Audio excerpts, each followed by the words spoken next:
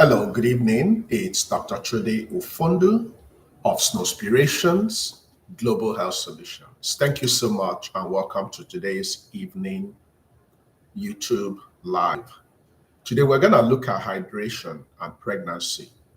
So we're going to look at the 5 important facts about hydration and pregnancy. So how can drinking water and other fluid help your pregnancy, both for you and your baby? Now, this topic is really important for pregnant women. So if you're currently pregnant or you're looking forward to becoming pregnant soon, it's important you understand the need to stay hydrated. This is very important. So when you come in, let me know who you are.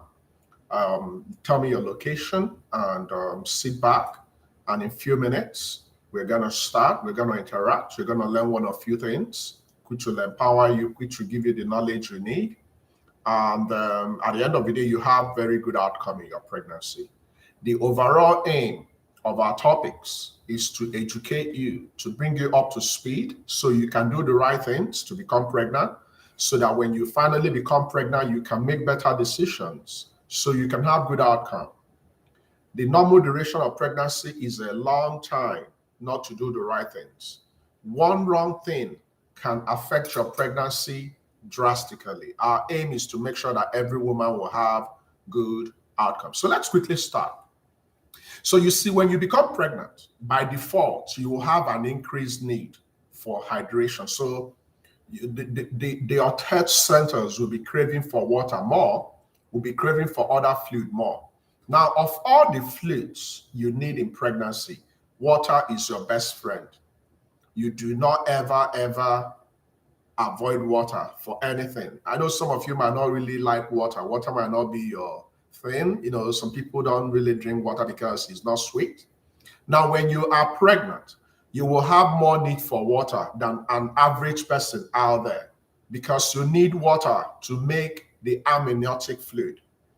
Remember that the amniotic fluid is where your baby will be developing. You know, it's a place that keeps the baby good as the baby is developing.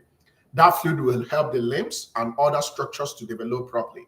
So when you stay well hydrated, the possibility you will have very good AFI, amniotic fluid index, will be high. You also need water and hydration to produce extra blood. So pregnancy is a state that will lead to increase in metabolism. So your body will be working harder. So you need water for the amniotic fluid. You need water for extra blood. You need water to build new tissues. You need water to also carry nutrients and enhance your digestion.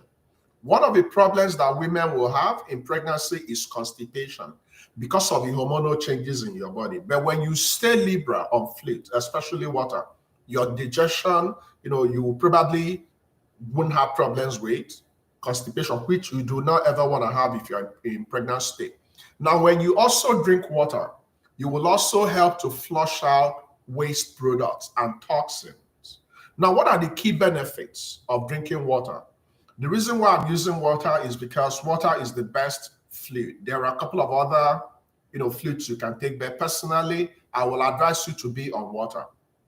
Now, especially during hot summer months, you will want to make sure you stay adequately hydrated. And here are some of the benefits when you do this. When you stay well hydrated, you are going to avoid constipation. Now, pregnancy is a state that leads to constipation. And one of the complications that can happen in pregnancy is hemorrhoids, which is commonly called pile.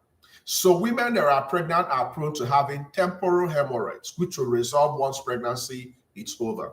Now, also, when you stay well hydrated, the state of pregnancy can lead to increase in your body absorbing water when you don't drink enough. So when you drink enough water, you will also reduce swelling. Your skin will also look more healthy and soft. You will also notice you have more energy. It will keep your body cooler. It will decrease the risk of urinary tract infections. Now, UTI, it's something we don't want to experience when you're pregnant. So when you're not drinking enough water, you can be prone to developing UTI. Another problem that can come from your urinary system is what we call kidney stones. So you can easily form kidney stones when your body is dehydrated. But when you're well hydrated, it's going to help to flush out the components that might lead to either kidney stone or UTI. Also, we discovered that when you drink a lot of water and other fluids, you will decrease your risk of having preterm labor, which will ultimately lead to preterm birth. So these are all the important things you can benefit from when you are actually drinking a lot of water and other fluids in your pregnancy. Now, what is the global recommendation to women out there, pregnant women? At least 10 cups of water, 2.3 liters every day. 10 cups of water. Now, my people, we have 24 hours in a day. I'm not telling you to go and sit in one place and gulp 10 cups and you go. Spread it out. But consciously, at least drink 2.3 liters of fluid each day. And of all the fluids, the best is water. You cannot go wrong with water in pregnancy. Now, what are the symptoms that might likely give us a sign that you're actually not drinking water enough? Dehydration. So dehydration is the aftermath of not having enough fluid in your body. The first sign of dehydration in pregnancy is maternal overheating. So within yourself, definitely you know that your body is overheating. You don't feel comfortable. Now, some women can also develop headaches. Most headaches you normally see people complaining about, they are not headaches you need to go and pop your paracetamol or ibuprofen. When you stay in a calmer place or you drink fluid and you rest, you might not necessarily need to take medications when you have headaches. Some women will also notice sluggishness. Remember that the state of pregnancy is already making you fatigued. So maternal overheating, headaches, sluggishness. Then if you are not drinking water, it's going to show in your urine. So you will notice that your urine will be darker and more concentrated and will be smelling. Now, these are the simpler symptoms. There are other serious complications that can happen. I've already mentioned the amniotic fluid. So when you're not drinking enough fluid, you might have a state what you call oligohydramnios. That means the fluid where your baby should be developing in, it's reduced. So you don't have enough. I've already mentioned the possibility of developing kidney stones. When you don't have enough water in your body can crystallize and actually produce kidney stones. Very painful condition you don't ever want to experience. Now, by default, the state of pregnancy is going to lead to swelling in some women. When you are not drinking fluid enough, you are also going to have more probability of having swelling. Now, also, we discovered that when you're not having enough fluid in your baby can have birth defects. I've already mentioned urinary tract infections. Urinary tract infections, some of them can lead to preterm labor, and preterm labor will lead to preterm birth. Any baby that comes before 37 weeks is classified as having what? Preterm labor. Now, what are the preventive tips? How can you overcome, even if water is not your best friend? What are those things you can do, especially if you find yourself in a very hard place where you're not getting enough water every day? I'm going to give you practicable tips. Number one, add fruits like lemon, lime, frozen raspberry to your water. So you can combine your fruits and water, and when you're drinking it, you won't really feel like you're drinking water. And there are some zero-calorie flavors out there. You can put it in water. There are certain calories you put in water. When you're drinking it, it will look like you're drinking juice. Now, by all means, avoid your caffeine. Be mindful about it. So add fruits like lemon, lime, frozen raspberry to your water. It's going to help you to drink more. Avoid coffee, avoid caffeine, and anything that contains coffee, avoid it. Increase your fruits and vegetable intake. Do you know why? Fruits and vegetables also contain large quantity of water. So by the time you're taking your mango, your orange, you are also drinking water indirectly. So it's very important. Now, some people might not really be the water drinking type, but you can stick to your milk, juice, sparkling water, tea, soup. They all count as water and fluid intake. But be mindful of the calorie of the juice and the milk you are taking and the soup. Calorie is important. Your BMI is important in your pregnancy. Now listen to your body. When you feel all the symptoms I've mentioned, it means you are likely having dehydration. So be intentional in avoiding thirst. Drink enough fluid so that you will rarely be thirsty. So intentionally drink your 2.3 liters every day. Okay? When you drink enough, your urine is supposed to be colorless. But when you begin to notice that your urine is darker or light yellow, then it's likely a sign that you're dehydrated. Now, stay out of heat. If you are in heat-prone areas, avoid heat. Some women can have heat stroke. Now, you are also advised to exercise, but please exercise indoors or early in the day when it's a little bit milder. Don't go out there in the sun. Now, by all means, increase your fluid intake, even when you have increase in your activity level. So these are practical things you can avail yourself, which can help you to have very good outcome in pregnancy. Pregnancy can change a lot of things. There are some women that will be pregnant, they won't even know they're pregnant. Easy. But there are some women that will be pregnant, they have constipation, they have heartburn, they have hemorrhoids, they don't sleep, they are in pain, they are bleeding. If you're not careful, your journey of bringing forth your baby will be miserable. So make water your best friend. Now, one of the aftermath of increasing your fluid intake is the fact that you're going to be frequenting the loo, right? It's okay. Just make sure that if you're in your home, make sure that the room where you are living is closer to the restroom. That's okay. You are better served going to use the restroom more than not going to urinate. You do not ever want to be dehydrated. Okay? So that in a nutshell is my presentation this evening. Now I'm going to open the floor and I will give you an opportunity to ask your questions. So please go ahead and ask specific questions in regards to pregnancy and hydration. Remember, when I'm talking about hydration, I love water. Previously, I'm not the water drinking person, but I try as much as possible to drink water. Water is amazing. Water can save you a lot of things. The reason why some people will see you and you might look sweet 16 is because of water. Okay, so how many liters of water is too much for a pregnant woman? Now be careful, you can have water intoxication, okay? Our recommendation is 2.3 liters daily. That's 10 cups of water. If you can have that at least, you're good. Now, I'm someone that believes so much in the good, right? So don't allow perfection stop you from good. So even when you're not maxing the 10 cups of water, 2.3 liter, at least, my people, try to drink something. So if you're getting 10, that's good. But if you're maxing 6 or 7 or 8, it's encouraging. It's better than not drinking at all. So don't allow perfection stop you from good. So worst case scenario, drink at least water.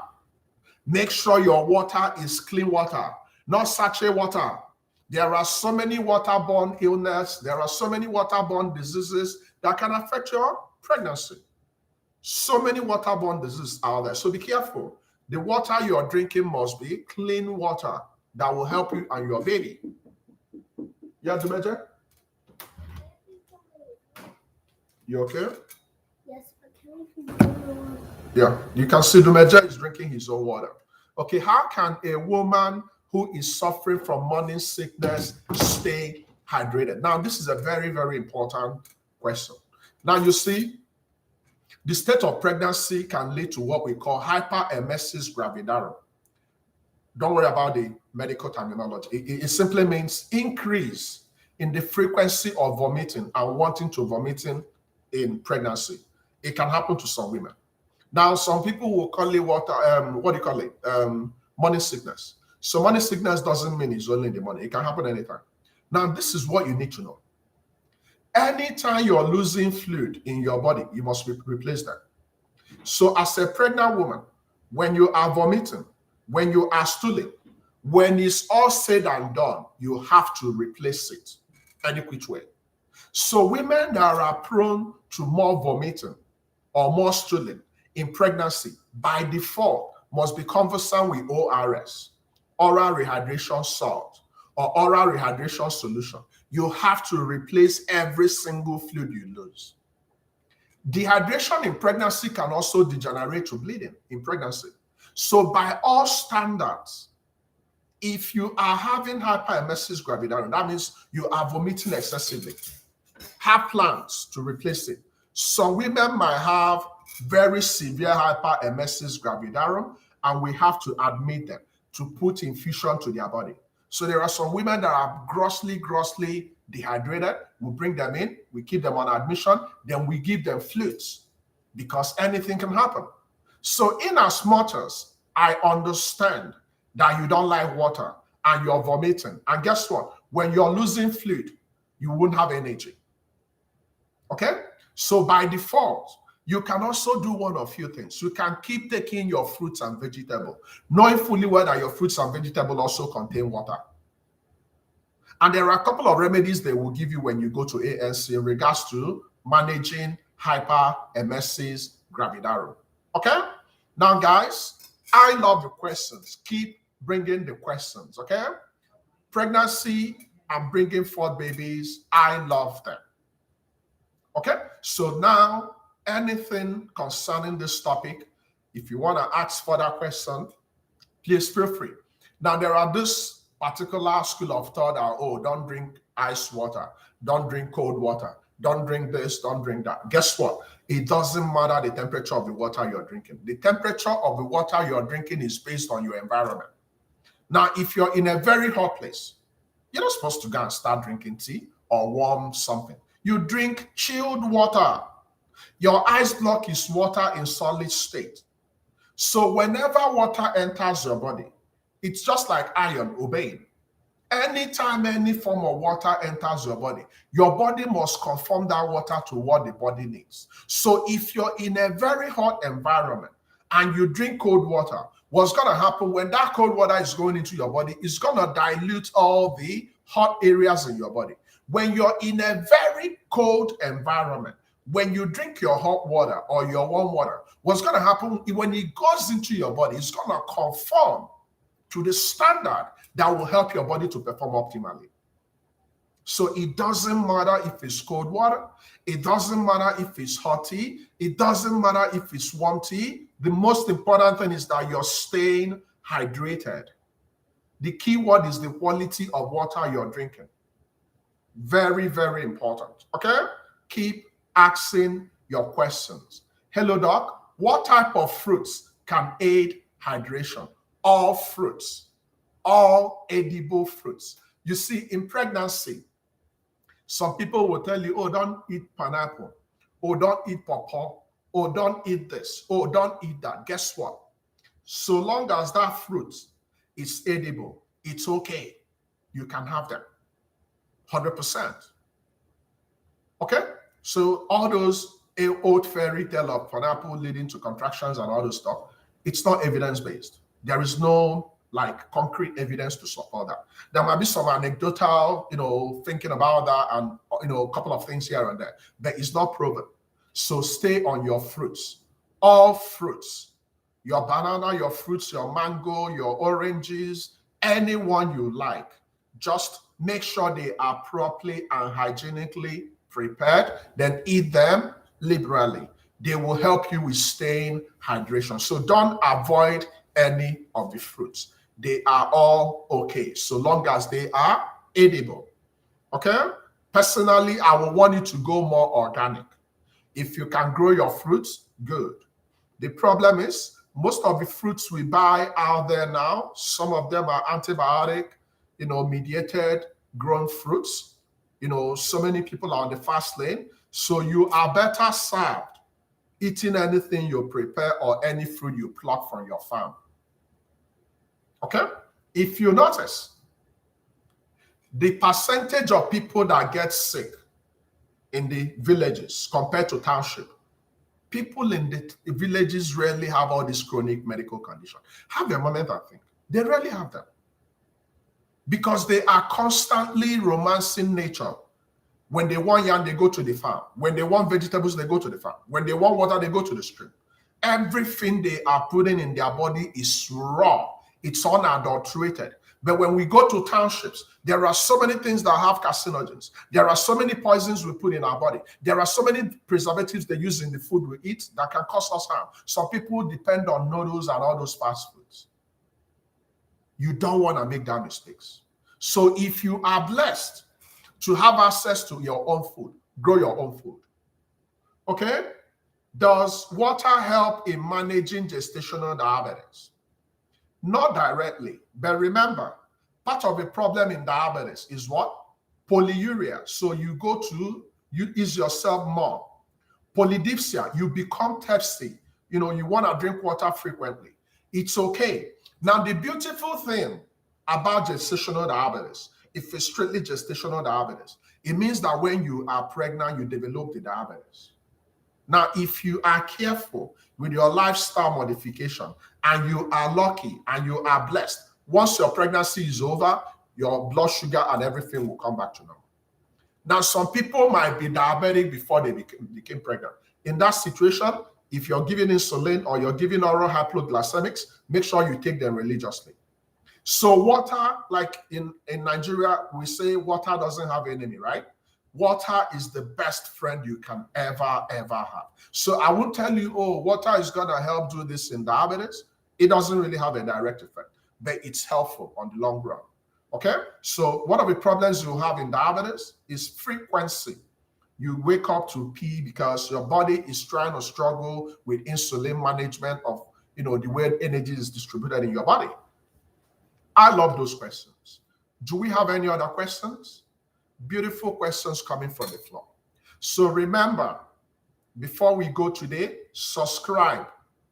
Every single day, by the grace of God, we are going to find a topic of great importance to discuss. Now, when you've listened to me, make sure you practice.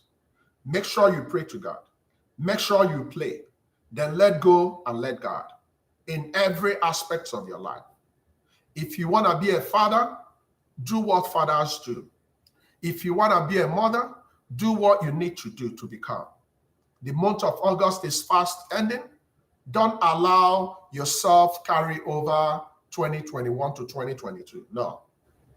If you are in our Facebook, remember to join our group, our page, and my timeline. If you're in Instagram, we are on Instagram too.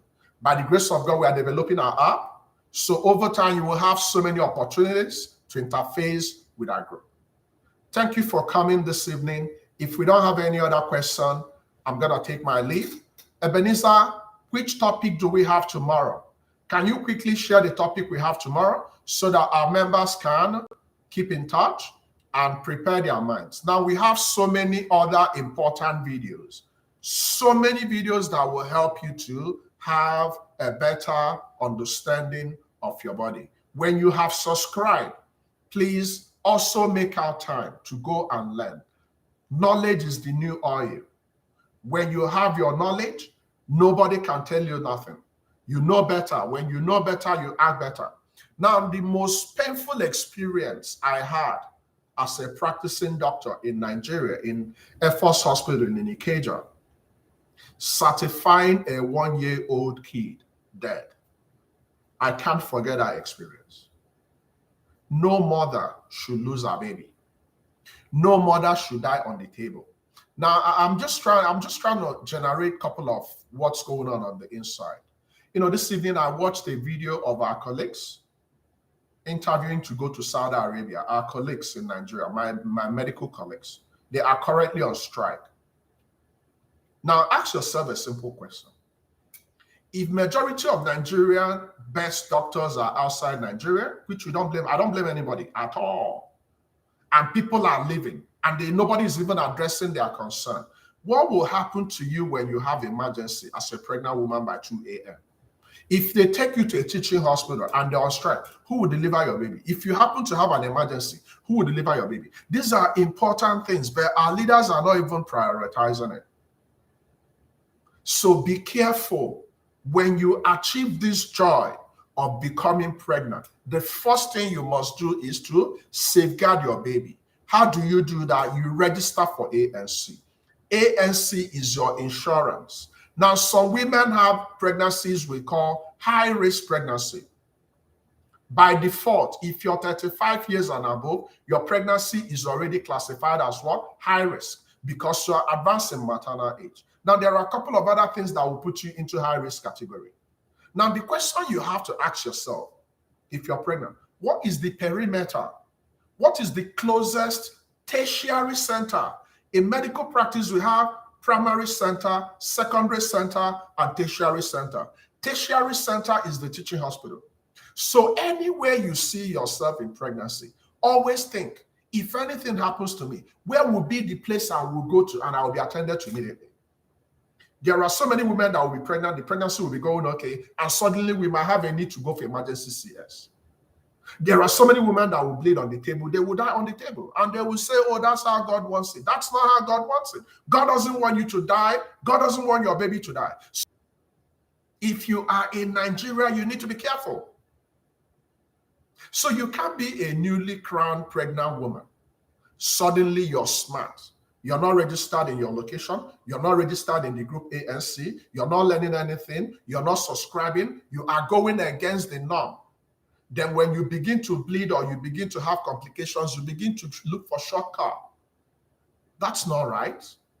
So be careful. There are little things you might be learning every day you might not really think is important. Like I'm talking to you guys about drinking water. So part of your bleeding in pregnancy can be from dehydration. Part of the reason why you're having constipation can be for dehydration. Part of the reason why you're having POW, which is hemorrhoids, can just be the fact that you're not drinking water. So let's prioritize our family by doing our own thing. Okay, so thank you so much. Tomorrow we'll continue the conversation. Remember, on Sunday this month, the last Sunday of this month, you don't want to miss this event. We are going to go there. We are going to talk about ovulation. What's ovulation all about? What are the various things that can happen that can affect your ovulation? Knowing fully well that without the eggs, you can't become pregnant. Whether it's natural, whether it's IVF, whether it's surrogacy, whatever it is, we need the eggs. The process of getting these eggs ready, making sure they play their role, making sure they come back to implant in the womb is what we'll talk about on Sunday. If you haven't registered, make sure you register. Don't miss this for anything. This can change your life, okay? So thank you for coming. My time is up, and I'll see you guys tomorrow. Bye-bye for now.